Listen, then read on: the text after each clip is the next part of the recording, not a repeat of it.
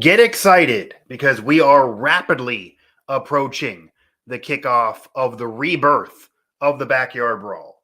And while Pitt is coming off their best season in 50 years, really, despite some changes, of course, Addison gone and Kenny Pickett with the Steelers in the NFL, Pitt is the favorite. Pitt looking to have another crack at an ACC championship. West Virginia, on the other hand, coming off of maybe one of their worst seasons in the last couple decades. A lot of question marks around the future of the program, whether it be in the Big 12 or what conference they may end up in. We've touched on all of that before, and we'll talk about that another day. But right now, it's about the present day for West Virginia, and can Neal Brown turn this ship around? Pressure on him entering year 4 to finally get this program climbing and to stay there. And also now JT Daniels in the fold, so no more Garrett Green. JT Daniels now the QB for West Virginia, but others have left the program. What will the outcome be of that backyard brawl? Well, we'll get there eventually and talk about that eventually, but right now on this episode of Mic Drop here throughout our Sports Now family of network, but of course for WV Sports Now, as you see with that logo up there in the corner, don't know where, I'm pointing it probably the opposite of where I'm pointing. We're going to touch on the initial preseason depth chart. So that does include, of course, hearing about JT Daniels and where the rest of this roster shakes out right now. That doesn't mean that's how it's going to be when they do kick off for the Backyard Brawl and open up this new season. That doesn't mean that's how it's going to be when preseason really gets underway and we're done with Big 12 media days. It doesn't mean it's how it's going to be even in Neal Brown's mind as we speak, as you know how this goes. But that is how it is right now. That is what has been released. And a lot of this maybe is him trying to send a message to certain players, maybe trying to set competitions with certain players, maybe try to make it clear he's not handing anything to certain players, even if he really is. And that goes back to JT Daniels. But we're going to talk about all of that, of course. I'm Mike Asti here. And I got to tell you, without JT Daniels, the excitement for this would be diminished. With Garrett Green, this would be diminished. But from a West Virginia perspective, he at least gives this team a chance, even though, of course, the expectations are around the 4 or 5 win total, some going 8+. Not really sure how you're getting there, but that would be potentially pie in the sky as things stand right now. But having JT Daniels, having a few other pieces, having maybe what could be part of the defense, that maybe gives this team a chance, even though the schedule will get tougher after an early season relatively easy skid, besides, of course, the brawl, and you have that Virginia Tech matchup. But West Virginia is coming off a win over the Hokies. So I'm going to start with offense, go to defense, and then go to special teams. Feel free to chime in here. I'm going to do live shows occasionally. If I don't get any action, I'm just going to give you my thoughts. And my thoughts currently are on WV Sports Now, breaking down each segment, offense, defense, and special teams so far on the site there in written form.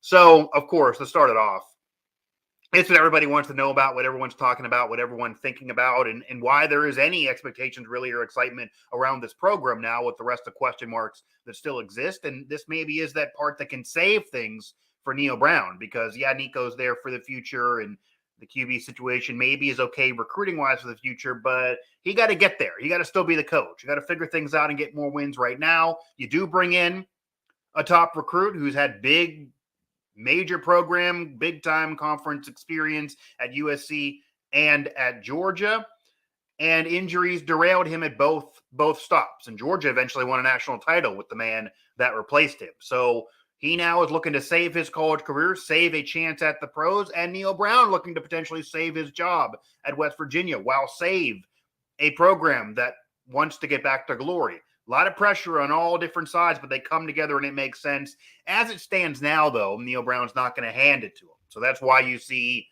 JT Daniels or Nico or Garrett Green, etc. That's what you have to say right now. That is what it is right now.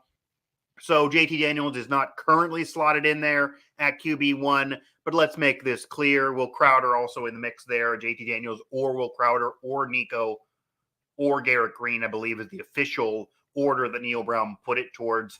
It's irrelevant, okay? JT Daniels is QB1. You do not bring in JT Daniels to not be QB1 week 1.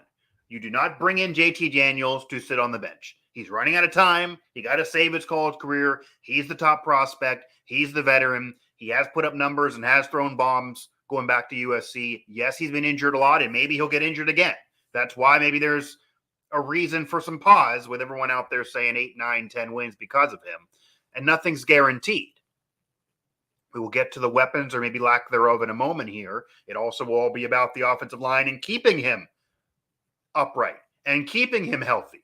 But it also goes to the offensive coordinator and Graham Harrell, who being there with him provides him some relationship, some chemistry, some continuity, some familiarity that you usually don't have when you transfer into a program.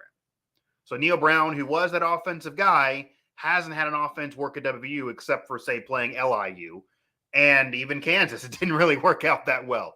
So he needs to do more offensively. The whole offensive guru tag is well gone. So he now has taken that humble pie and brought in Graham Harrell, who's a young offensive mind, who was also big-time conference ball experience as well, and a connection with JT Daniels. That helped him get JT Daniels. That's part of how JT Daniels could have success. This offense will live and die by JT Daniels and Graham Harrell in conjunction with each other, much more than Neal Brown. So if the offense isn't scoring, this might not be a criticism of Neal Brown any longer, but he did make the decision to bring these guys in, which is big. And, the other pessimistic view out there is if West Virginia would have a season that some are saying, or some pie in the sky people are saying, more fans than, say, publications, of 8+ wins, and JT Daniels all of a sudden is throwing bombs again, and Graham Harrell is showing what the offense could be with a similar group but a better quarterback. Is Graham Harrell now getting looks around the country? Is he now becoming an attractive commodity around the country? He's still a young man. If he can quickly fix that at this program with that guy that had floundered looking to save things with all the pressure that's there and do it his way, different plays, that's a big deal. So that maybe would be a big deal for him. But again, you're going to see JT Daniels all year if you think there's going to be any success for West Virginia.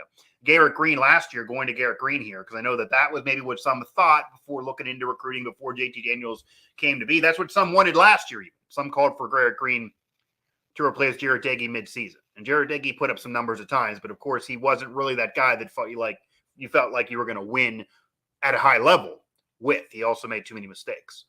But Garrett Green, even going to last year, didn't get hardly any pass play packages went in. They mostly were run plays that maybe he would then roll out and try to pass. He would convert a couple of them.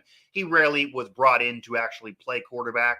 It didn't appear Neal Brown was too thrilled with him, just reading between the lines and the tea leaves of those press conferences last year. Not that he was mad at him, but wasn't impressed with him, is a better phrase, in terms of giving him the keys to that Cadillac or Honda, whatever it is, and actually letting him air it out. He didn't show enough in practice to air it out and to have more pass plays either. So that's a concern there. I'm surprised he didn't transfer out, to be honest. That was a rumor a while ago, skipping classes. Maybe he was upset. I'll tell you that from behind the curtain. Thought that was going to happen. It isn't, so he's a part of this. Nico's for the future. He's a true freshman. You don't want to see a true freshman right now. You can believe all you want in him in the future. He's going to be a part of this future, maybe even next year, depending on how long JT Daniels is around. Certainly 2 years from now, it's likely going to him with or without Neal Brown. But I got to say, you don't want him right now. You don't want to go into the backyard brawl with a true freshman. That's why they brought in JT Daniels. Anyone saying you made JT Daniels mad because you bring in a guy and I'll make him wait, you didn't. He's still there. He's fine with it. This is a situation that Neal Brown had to do to kind of save his situation. So he's there for Nico. Hi, Joey, by the way. How are you as well?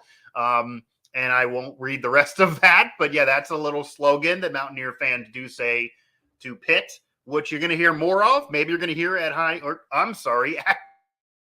AccuSure Stadium. I almost did it there. The formerly Heinz Field, where I covered the Steelers at Heinz Field. You're going to see it at AccuSure Stadium when West Virginia comes to Pittsburgh to kick off the season in the rebirth of the backyard brawl. And regardless of conferences and all of that, and you're going to have it for a few years, then have a dip and have it back. Neal Brown spoke on this at Big 12 Media Days. You do always want that. And yeah, no matter the conference, even if they're never in the same conference, never the ACC happens, you can, I'm not saying give yourself a brutal out of conference schedule because you're going to have enough in conference, certainly if you do leave and you're ever in the SEC or anything like that. But you can fit Pitt in. It's a game you can win, but you also can lose. It'll count for something.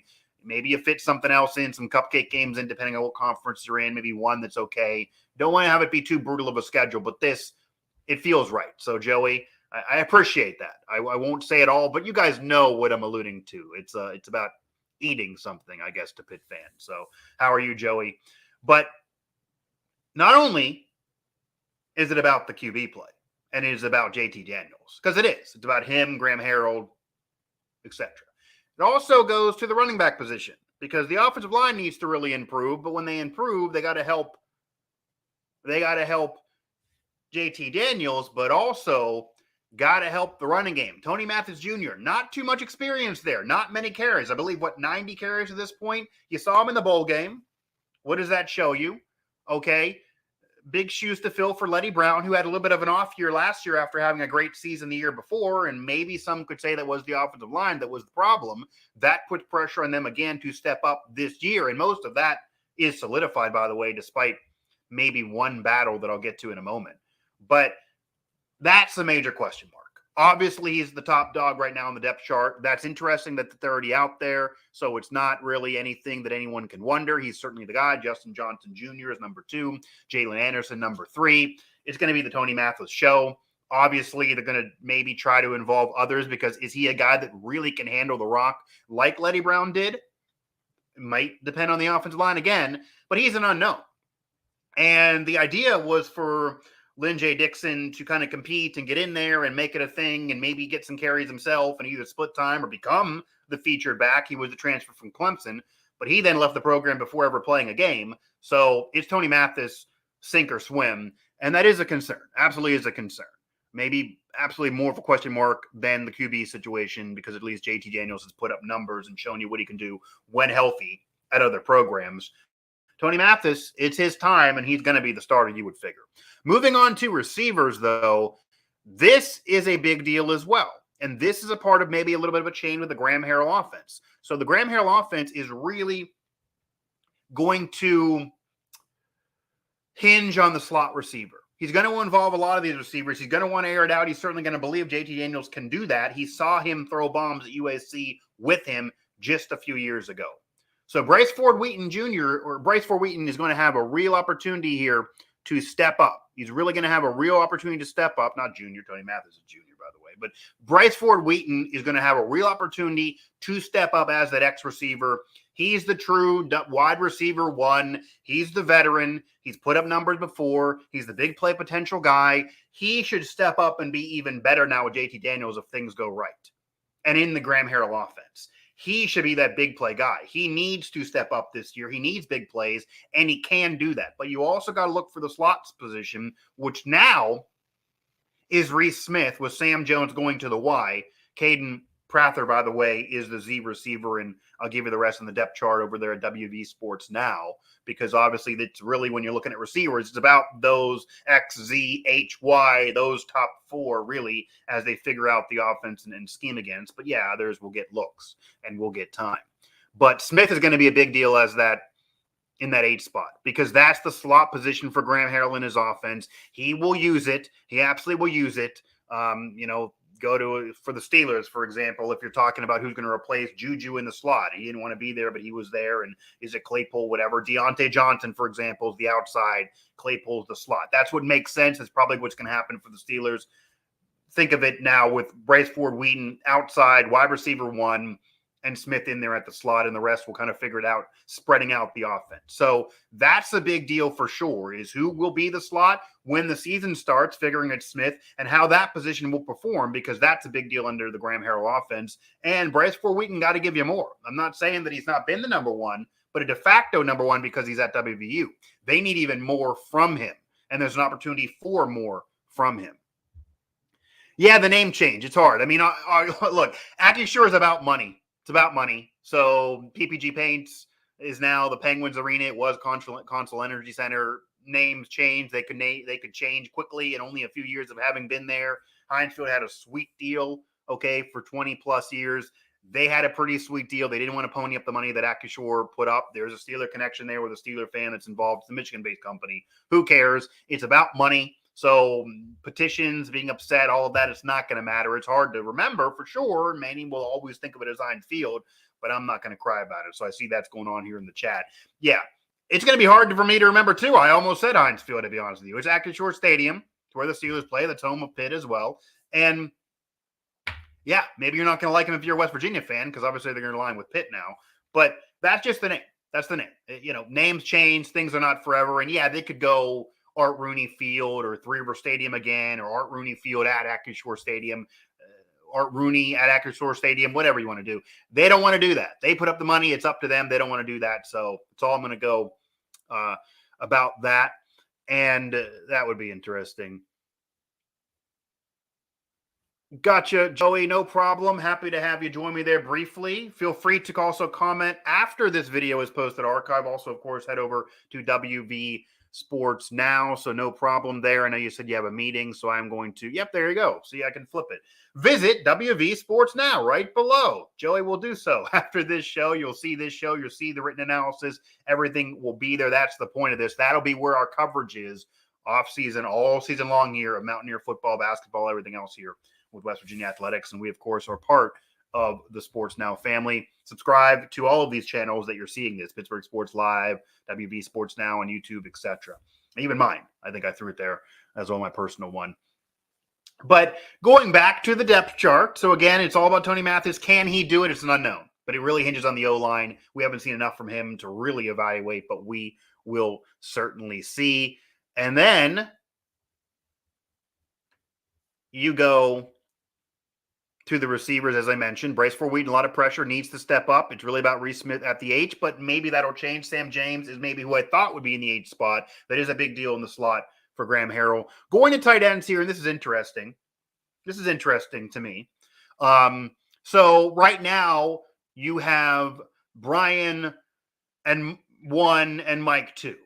And I'm talking about O'Loughlin right now, number 2. So O'Loughlin is number 2, and obviously he's gonna probably be the starter.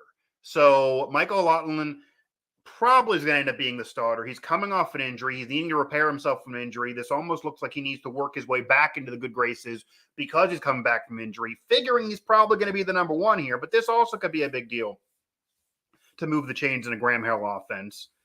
And Brian Polideni right now is slotted in there as the number 1 spot tight end wise. But will that stay? How long will that stay? That's a major question for sure. I'd imagine that Mike is going to eventually become the top guy once we kick off the season. That's something to keep an eye on there on the tight end side. And then offensive line, this is where it's all about. It's an underrated part of any football team at any level. If the offensive line does not click, the rest of it can only give you so much. The ceiling is only so high. So despite a veteran at QB, an unknown at running back, some veteran presences at receiver, and some others that are unknowns, a different offensive system now with Graham Harrell, a coach who's given the keys away a little bit, and certainly question marks at tight end just because of the health formally of a guy who right now is listed as the backup there in a 1-2 spot on the preseason depth chart. The only battle here, and I'll let you read who actually has these spots because they're pretty much a given for any West Virginia fan. Doug Nestor, of course, the major name that you're aware of there at right guard. That's a player that has potential to always be an all Big 12. Even Zach Frazier, who I believe is an all preseason Big 12, he certainly has potential there at center. And if JT Daniels has success, it's because the O-line protects. It's because the receivers and him click. It's because him and Graham Harrell work well together again. And because Zach Frazier and him have chemistry and develop that necessary chemistry between center and QB as well. So Zach Frazier, being that best O-lineman overall, gets the center spot again. He played center last year after the year before playing guard. So that's a big deal. And that's a position that I'd imagine is solidified. The only real battle on offense, especially offensive line, really, is probably the right tackle position there. Brandon Yates or Jaquay Hubbard right now are listed as or, which means there's no decision. The same thing they have with the QB situation, which, of course, Jake Daniels is really QB1. That's just doing it to not hand him anything, as Neal Brown said. He's not going to hand it to him without working hard and without earning it in the preseason. But Brandon Yates right now is listed as a starting right tackle. I would think it stays that way, but it'll certainly be interesting. That's one position that's not solidified. That is something that people got to look at to see who actually starts there. But Zach Frazier at center, that's the biggest deal. Nestor, of course, biggest deal. The rest of it's all going to be what it is. There's no changes really to it. But I definitely will say that that's something to look at for sure in terms of the right tackle position.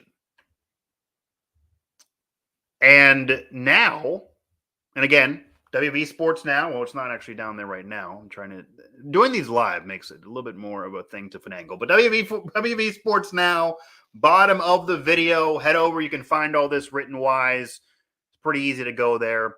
Again, you can find all the written analysis and breakdown of these preseason depth chart as well as the rest of our coverage. Now, to go over to the defensive side of the ball, you're going to have some pressure on some guys to step up there. And the interesting thing to me about the West Virginia defense, there are some expectations this year for this defense to be underrated and maybe also carry this team to some of these win totals that some people think are possible to happen. A lot of this hinges on JT Daniels at QB and him and Graham Harrell. But the defense got to play well, and there are some that really believe in it. And I'll get to this in a moment, but some really believe in the combination at linebacker.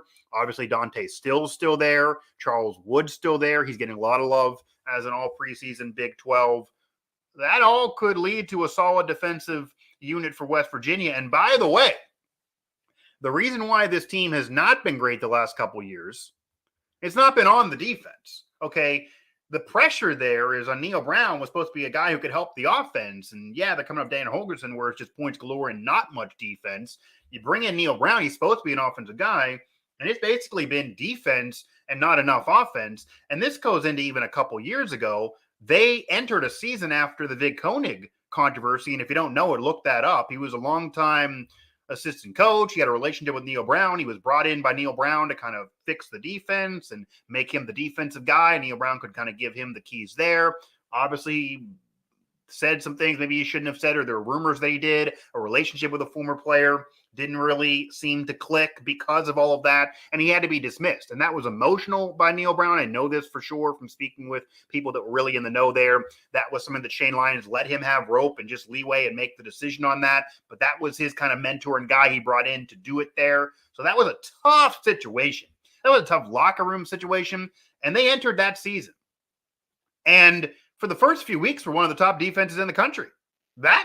It sounds insane, but that's true. That was the case. And then, of course, maybe the season didn't end the way you'd want, but you're looking at that's a bowl win over Army. So it's at least a solid bowl situation for the Mountaineers. And I believe that was the year that led to that. But regardless, right after that scandal, it was a solid year for West Virginia defensively. It even was a solid year last year defensively for the Mountaineers, okay? The Mountaineers defense, look at that Oklahoma game where they're only allowing the Sooners, 13 points? They didn't win, but that's a pretty solid offense with a QB that was supposed to do something, and your defense steps up and holds the Sooners. West Virginia's defense has not been the problem the last few years. Has not, factually. Look at the numbers. West Virginia's defense has not been the problem. The offense has not given them nearly enough. Nearly enough. That got to change for this team to actually get to not only 6, which I think has to happen for Neal Brown, and I touched on that on a past show about his future and whether or not he should be on a hot seat. But 7, 8, 9, it got to be about the offense. But the defense you would expect to play well. They've been. Okay, the defense has, again, not been the problem. But all of the defense really, as you would expect, hinges on Dante Stills. He was supposed to be gone 2 years ago. Okay, Darius Still's been long gone. Dante was supposed to be as well. Dante stayed last year to kind of beef up his stock in the NFL. He made that decision. He's coming back again to do the same. So he's now the true leader. These 2 years are his first years of his football life that he does it without brother. So he's now the leader of this defense, and it's all about the front for West Virginia.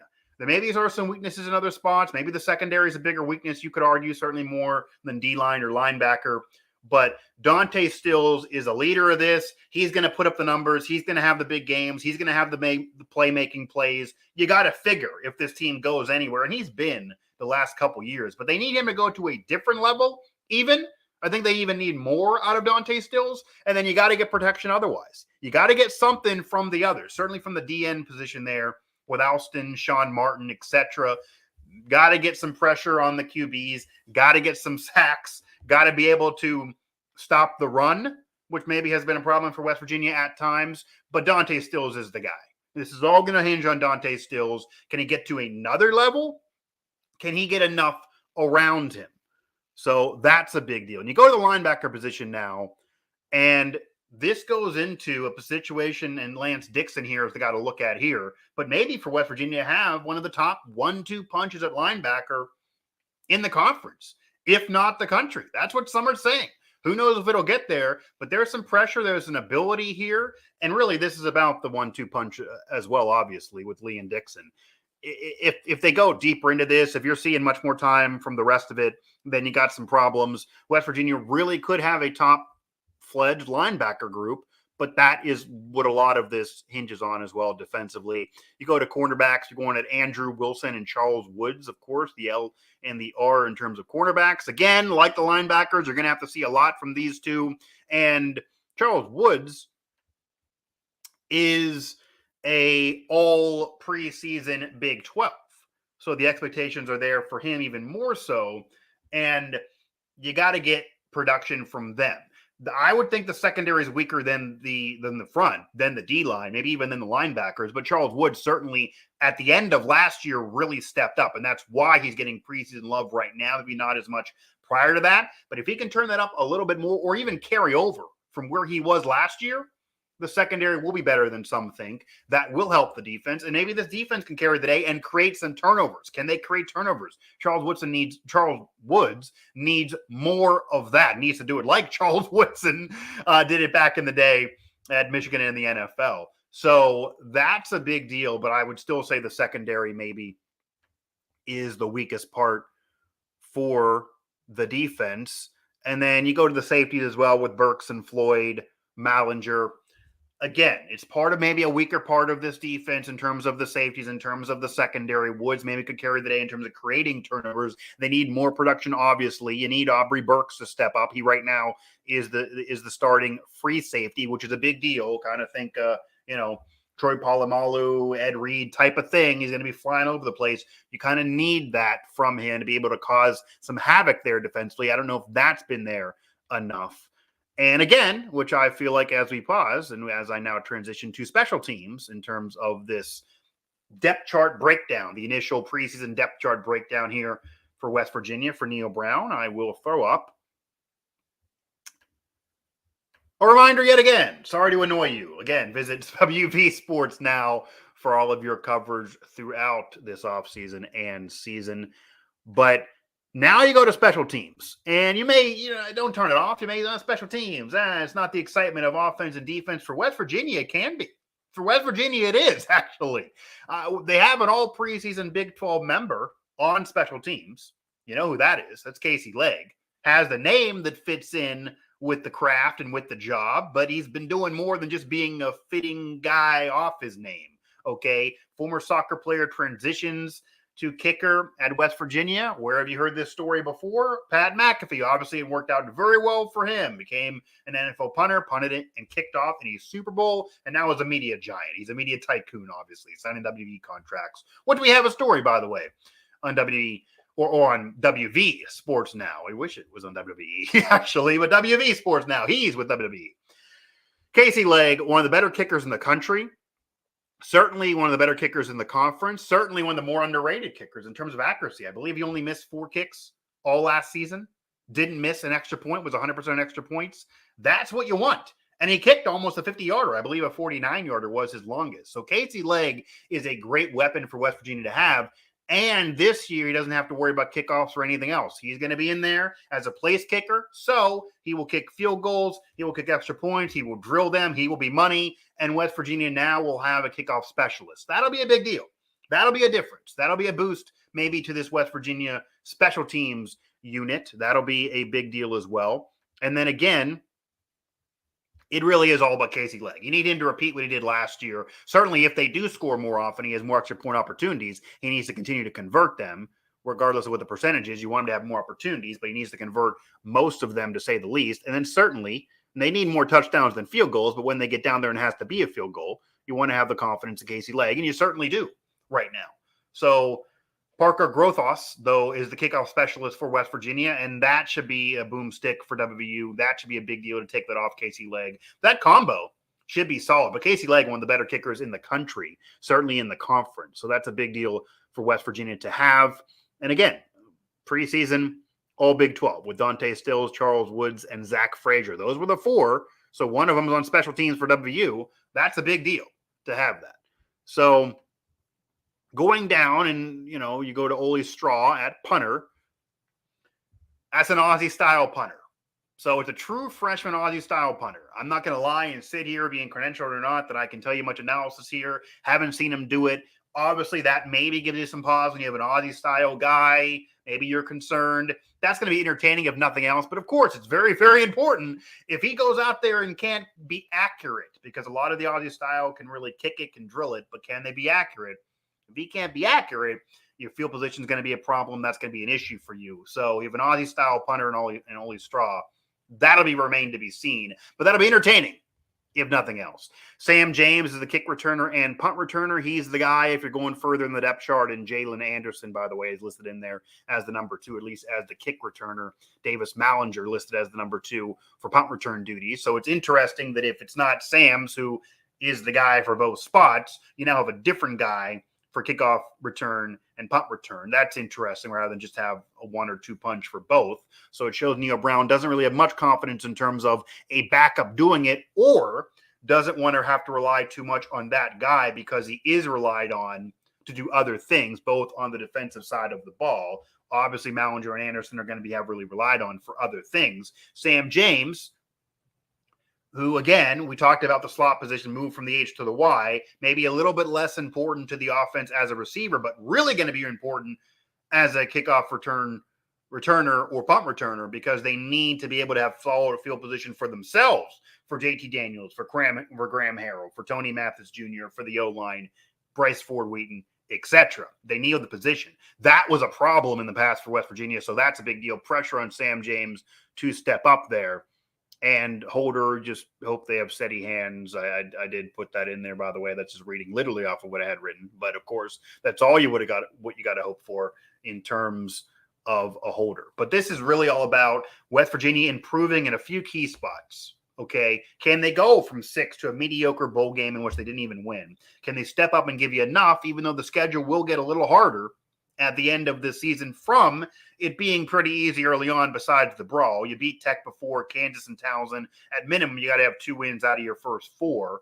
Figuring you're 2-1 going into Tech, could easily win that in 3-1. And somehow, some way, if you upset Pitt, and I'm not predicting it right now based on the spread, based on what season Pitt just had in comparison to the question marks around WVU, I got to be reasonable here and logical. Probably 3-1, 2-2 worst case. But I think you got to have the 3 wins out of those first 4 with the rest of the schedule if you want the year that you want to have, for most of you fans out there. If you're going to get those 8 wins that you're saying, you got to get 3 out of those first 4, because the schedule will get tougher. They need to swing some of the games they lost before to, say, Texas Tech and Kansas State, who's going to be really good, by the way. Mike Farrell joined us on a show last week really talking about what Kansas State is bringing back and what they really could be. So that might be hard. You beat Texas before, but will they ever be back? That'll be a thing. You never can beat Oklahoma. Oklahoma State will be there. It's going to be a hard schedule, Baylor, the rest of the season. You win those games early. You worry about the rest. You try to swing a couple. But the key things here for the depth chart, the initial depth chart, what we can look at here, JT Daniels is going to be QB1. He will be QB1. He's not listed there now. They don't want to hand it to him. Neal Brown doesn't want to hand it to him, especially do a transfer. He's obviously QB1. He didn't come to be anything but QB1. They didn't bring him in to be anything but QB1. Tony Mathis Jr., a major question mark, not tons of experience. We just don't know what he'll do with the Rock. And as the starting running back, this is the year West Virginia beats Oklahoma, Jacob. Well, I see you there in the chat. I don't know. I don't. Well, there's incontinuity at Oklahoma with Lincoln Riley obviously going to USC. There's an incontinuity there with the whole quarterback controversy from last year bleeding into this year. But guys, there's tons of talent still there. It doesn't matter who coaches. And I'm not taking away from Bob Stoops, who's a Hall of Famer, or any other coach there. But there's tons of talent there.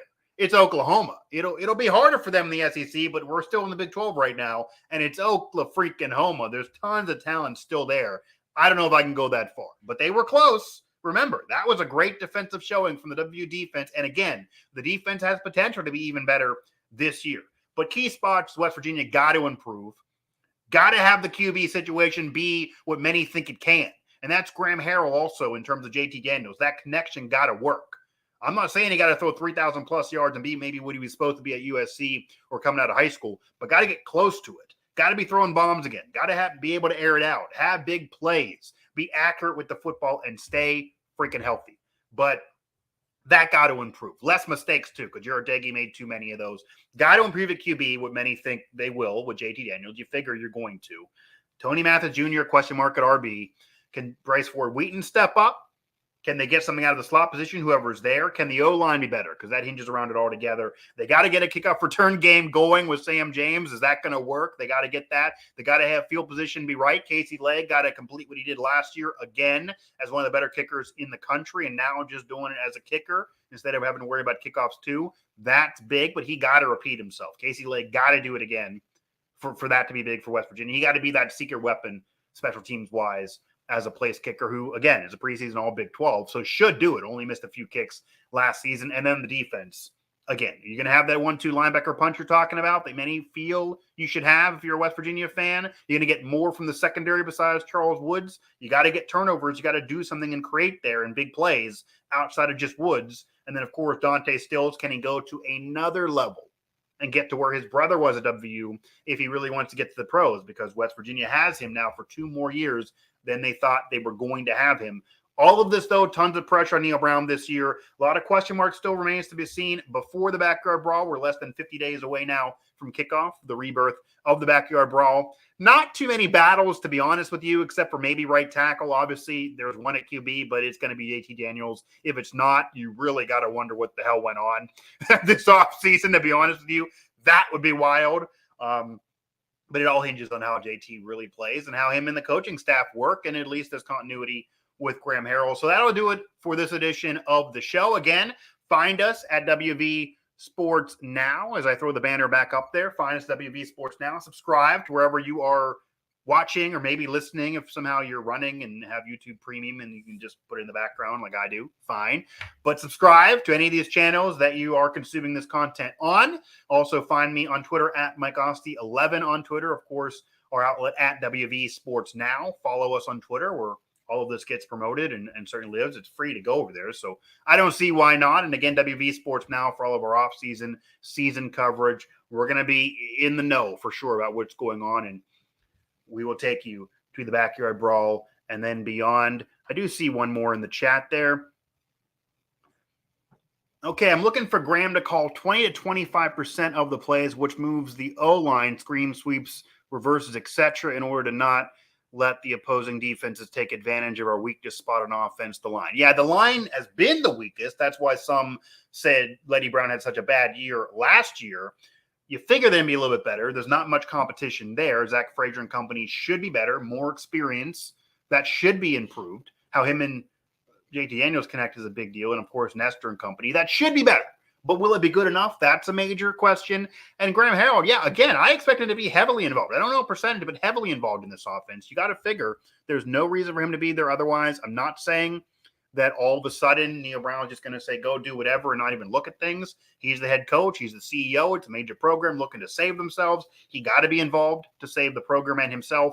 But it's really a lot about Graham Harrell and how him and JT Daniels connect. And if there's success early, there'll be more of that later. You would imagine more plays from him if there's success early. It'd also be interesting how many of those Graham Harrell plays get in early in the season. What they work on preseason, how much gets in early in the season, and then do they linger and have more the rest of the way, or do they wait and have it not be that much early on? They don't want to give much away, and they work towards it in game action, because it's always been said at any level, a coach, QB, etc., you could only do so much in practice or simulation. You got to get in a game, have the defensive scheme against you, have them rushing you, audibles, etc., changing it up at halftime. So will you see more of that in the middle of the season? More of that at the end, more of that at the beginning, because this might be more than just a one-year thing, certainly with Graham Harrell and likely with JT Daniels as well. But a lot of pressure on those two to connect. I got to be at least 25% of the plays, I'd imagine, if not more. But I'd like to see a lot early on, because I wasn't impressed with what Neal Brown put up offensively the last couple of years of WU, unless, again, you're playing LIU, so a lower-level team. And even going back to Troy, as our Logan Carney brought up on one show with me recently, even though Neal Brown was supposed to be an offensive guru and was prior to Troy, when you get to Troy, look at some of those stats, look at some of those numbers, look at their record. They won a lot, but more because the defense, like WVU's been better on defense, the offense still wasn't really great there either. So the whole offensive guru thing, that's gone. We'll see what Graham Harrell now can do. One last in the chat. Well said, Jacob. I appreciate you joining me. I appreciate the chat along there. So we got some chat action here. I like doing these live. I'm going to try to do these live every Thursday afternoon. So if anyone wants to keep tabs, again, subscribe, go to our site, and you'll get notifications. Follow us on Twitter. We'll let you know when anything like this does happen. That'll do it for this edition of Mic Drop, where we detailed the roster breakdown, the current depth chart, what I think is going to happen, and where we are now, and kind of reading into what the message is being sent by these initial depth charts. Again, I'm Mike Asti, and for all of us here throughout the Sports Now family of networks, that's my mic that I'm picking up because I just dropped the mic again, this time on West Virginia's initial preseason depth charts.